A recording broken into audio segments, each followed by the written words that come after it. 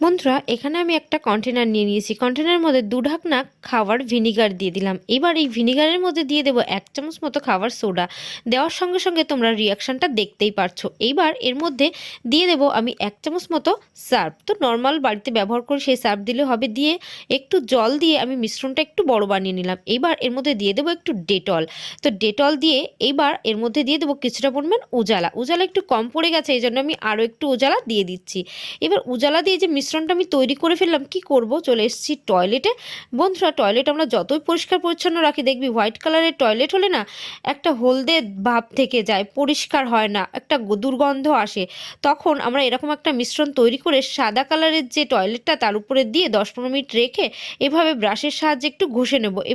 এই মিশ্রণটার মধ্যে যেহেতু ভিনিগার আছে, দুর্গন্ধ নাশ করবে, আর ডেটল আছে যেটা জীবাণু নাশ করতে সাহায্য করবে, আর ক্লিনিংয়ের জন্য তো সার্ফ আছেই।